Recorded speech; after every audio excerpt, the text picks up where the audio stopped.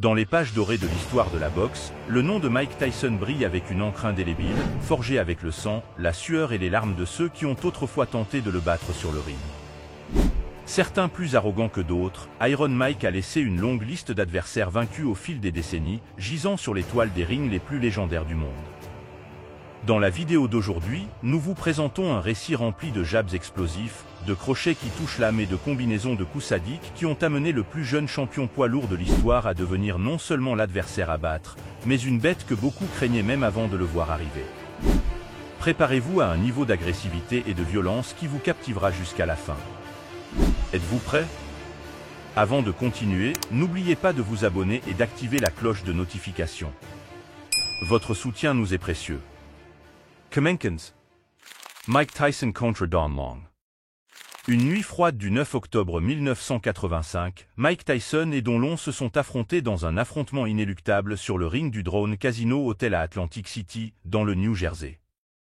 Accompagné du légendaire arbitre Fran Capucino, témoin d'innombrables batailles épiques, il se préparait à ce que beaucoup anticipaient comme le premier grand défi de Tyson face à un adversaire de renom.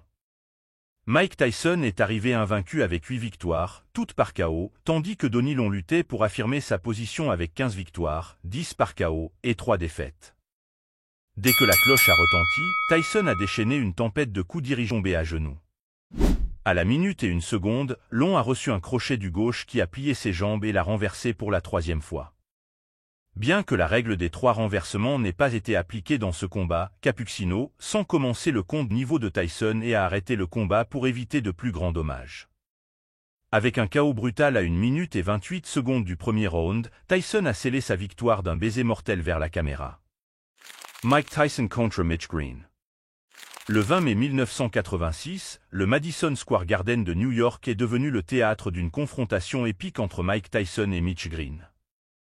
Les juges Georges Colomb, Georges Gabriel et Pat Dolan étaient prêts à émettre leur verdict si les 10 rounds prévus ne produisaient pas un vainqueur indiscutable. Mike Tyson, avec un palmarès impeccable de 20 victoires, 19 par KO, se présentait comme une force irrésistible. De son côté, Mitch Green comptait 16 victoires, 10 par KO, une défaite et un match nul, promettant un duel de titans. Dès le début du combat, Tyson s'est lancé avec une férocité incontrôlable, faisant sortir le protège-dents de Green à 3 reprises distinctes et le secouant avec des coups courts et dévastateurs à la tête et au corps. Green, cependant, a montré une résistance de fer, restant debout face à la puissance de Iron Mike et répondant avec force chaque fois que Tyson laissait une ouverture dans sa défense. La foule, dépassant les 6500 personnes, a vécu un roller coaster d'émotions, passant de l'euphorie au mécontentement, ce dernier manifesté par des huées lors des derniers rounds en raison de l'absence d'une fin décisive de la part de Tyson, à l'exception d'un moment au début, quand il semblait que Green tomberait après avoir reçu 2 solides coups au corps. Après 10 rounds pleins de tension et d'efforts, Mike Tyson s'est imposé par décision unanime, laissant son empreinte indélébile dans l'histoire de la boxe. Tyson contre Frank Bruno. En 1989, le 25 février est devenu une date emblématique pour la boxe, lorsque Mike Tyson et Frank Bruno se sont affrontés sur le ring du Las Vegas Hilton Center au Nevada. C'était la première fois que Tyson défendait son titre mondial poids lourd du magazine Ring, la 5e défense du titre de la Fédération internationale de boxe, la 7e de l'Association mondiale de boxe et la 8e du Conseil mondial de boxe. Devant une foule de 9870 personnes, avec un prix moyen d'entrée de $0, Tyson est retourné sur le ring après 8 mois, la plus longue absence de sa carrière à ce moment-là. L'attente était grande lorsque Iron Mike a commencé le combat avec un solide coup droit à la mâchoire de Bruno, le renversant avec une force irrésistible. L'arbitre Richard Steele a compté jusqu'à 8, donnant à Bruno la possibilité de se relever. Cependant, Bruno a eu recours à des tactiques douteuses en frappant l'arrière de la tête de Tyson, ce qui lui a coûté un point sur la carte des juges. Malgré cet revers, Bruno a réussi à connecter un puissant uppercut qui a momentanément paralysé Tyson, suivi d'un crochet du gauche qui l'a frappé de plein fouet. Les genoux du champion, jusqu'alors inébranlables, ont fléchi, et Tyson a été contraint de reculer. Mais comme le grand guerrier qu'il est, Tyson est revenu et a remporté la victoire technique sur Bruno 2 minutes et 55 secondes du 5e round. Après le combat, Tyson a reconnu la puissance du coup de Bruno, affirmant qu'il était plus dur que le coup qu'il avait reçu de Tony Tucker, marquant ainsi son retour triomphal sur le ring après une longue période d'inactivité. Le retour d'un titan. Mike Tyson remonte sur le ring le 19 août 1995. Affrontant Peter McNeil au MGM Grand de Las Vegas, Nevada, Tyson se prépare pour son premier combat en 4 ans, après sa condamnation à la prison. L'événement, décrit comme un succès financier écrasant, a établi un nouveau record de vente en pay-per-view. Le combat, qui n'a duré que 89 secondes, a été suffisant pour que Tyson fasse des ravages sur le ring. McNeil a commencé le combat en attaquant agressivement Tyson, pensant qu'il serait hors de forme en raison de son temps derrière les barreaux. Cependant, Tyson a réussi à éviter les coups sauvages de McNeil et lui a asséné un crochet droit qu'il a laissé étendu sur le sol en moins de 10 secondes après le début du combat. Après que Mills Lane, l'arbitre, a compté jusqu'à 8, donnant à McNeil la chance de se relever, celui-ci s'est relevé pour continuer à attaquer agressivement Tyson. Les deux se trouvaient en train d'échanger des coups dans un coin quand, moins de 20 secondes plus tard, Tyson a connecté un crochet droit assez puissant pour faire tomber McNeil une deuxième fois. C'est alors que Vinny Vecchione, le manager de McNeil, a sauté sur le ring pour empêcher son combattant de subir plus de dommages. Cet acte, bien que lâche, a suffi à mettre fin au combat et à accorder la victoire à Tyson par disqualification. Avant de continuer, n'oubliez pas de vous abonner et d'activer la cloche de notification. Votre soutien nous aide beaucoup. Continuance. Retour à l'époque de 1987, plus précisément le 7 mars, un événement historique a eu lieu à l'Honor Arena de Las Vegas au Nevada, Mike Tyson contre James Bonecruche Smith. Ce combat, malgré son dénouement controversé, est resté gravé dans les annales de l'histoire de la boxe. Contrairement à son précédent adversaire, James et son équipe ont décidé de ne pas fuir à la première indication de danger.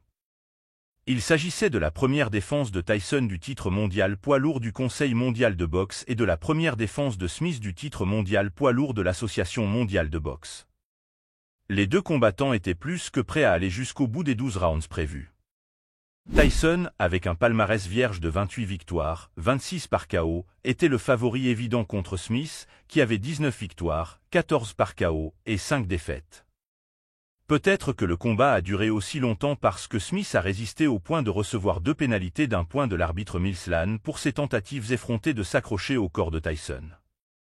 Tyson, frustré par les tactiques défensives de son adversaire, a décidé de s'impliquer dans plusieurs bousculades entre les rounds dans l'espoir de susciter suffisamment de colère chez Smith pour entamer un bon échange de coups.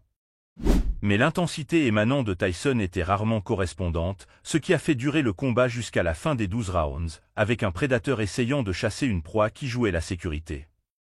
Finalement, Dalv Shirley a marqué 119 à 107, José Juan Guerra a marqué 119 à 107, et Lutta a marqué 120 à 116, tous en faveur de Tyson. Ainsi, il a été proclamé vainqueur par décision unanime des juges dans un combat qui aurait pu en donner plus mais qui a marqué son passage dans l'histoire de la discipline en tant qu'unification des titres. Dans la lignée des boxeurs qui ont réussi à terminer un combat contre Iron Mike debout, nous arrivons au 1er août 1987. Au Hilton Center de Las Vegas, Nevada, un combat historique pour l'unification des titres entre Mike Tyson et Tony Talker a eu lieu. Ce combat, arbitré par Mills Lane, était la première défense du titre mondial poids lourd de la Fédération internationale de boxe pour Talker, la deuxième défense du titre mondial poids lourd de l'Association mondiale de boxe pour Tyson, et sa troisième défense du titre mondial poids lourd du Conseil mondial de boxe.